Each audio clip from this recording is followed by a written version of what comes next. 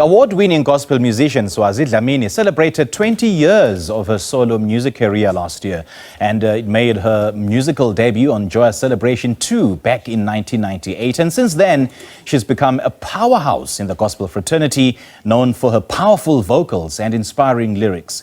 Swazi Dlamini's career has been marked by numerous successful albums and collaborations with other gospel artists, and she has built a strong following of fans who are touched by her music. She joins us now in studio to tell us more about her plans for the new year. Swazi Dlamini, very good morning. Thanks for joining us. Welcome. Morning. How are you? Thank you so much for having me. Very well. Good to have you on the show. Good to see you. Likewise. Been a while. Jeez, man. What does it mean for you to be in the industry for 20 years and having recorded hit after hit and won awards and so many accolades? What does it mean for you personally? It means grace. It means that, you know, there's a message that I carry and probably people want to hear it.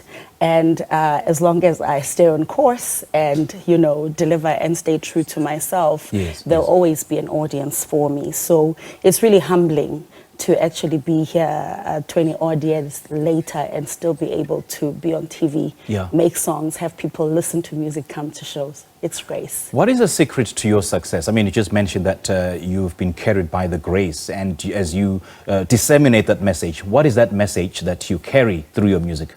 You know, when you know your purpose and you understand your calling, you know that your music is not just about making people feel great, but drawing them to a place whereby they have intimacy with God and they know God better.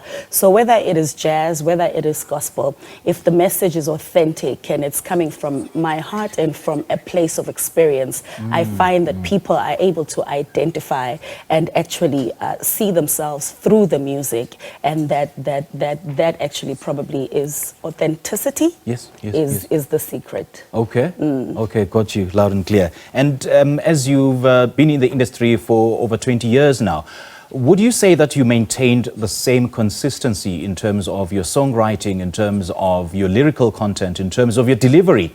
Would you say that you have evolved over the years, or you've been consistent? Well, music evolves, and music is a language, and a language that actually adds on its expressions year by year, depending on seasons. So depending on the season that, you know, people are in and that I am in, I will put out music like that. The first album was about pain and pushing through the pain. The second album was lighter, that was the jazz. And in terms of gospel, the sound has gone more contemporary over the years, and every artist has sort of gone that direction. We can't be rigid as artists. We have to actually check what works and also find our niche within what the world is giving us. Indeed. And I suppose as a way of celebrating such a huge milestone at 20 years, you are hosting a show in March, right? Yes. So March last year, I did a 20-year celebration of my first album called My First Love.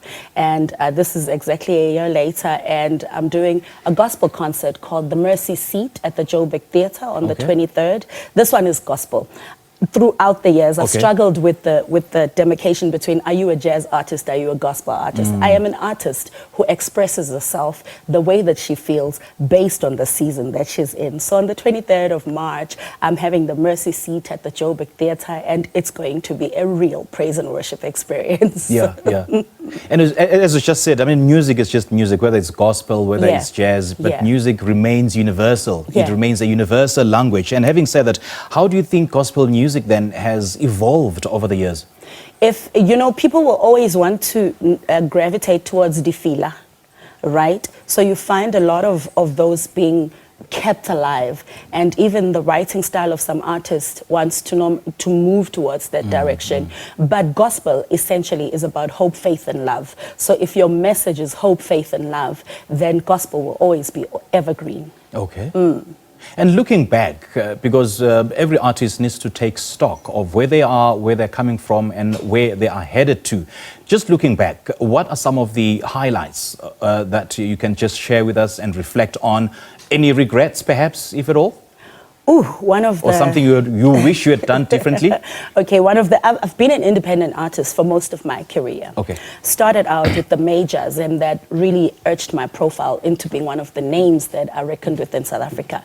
But being an independent artist gave me the freedom to create. So some of the highlights have been the fact that, being an independent, selling over 20,000 units of the one album. Just recently at the Crown Awards, just last 3 months back, being awarded 2 crowns, and it was my first. Imagine. 2 awards on the same night. So there's been highlights and there's been lows as well. You know, sometimes you try to do something and people are just not that receptive, not because of anything on your part, but maybe there's just someone who's popping better than you at the time. And you just have to, understand times and seasons, not be discouraged by the fact that it's somebody else's turn, but wait for an opening or a gap whereby you can step in again. All right. Swazi, lovely chatting to you. Wish you 20 more years in the industry of success and more blessings. Thank you so much. I receive. God bless you. Great. Thank you.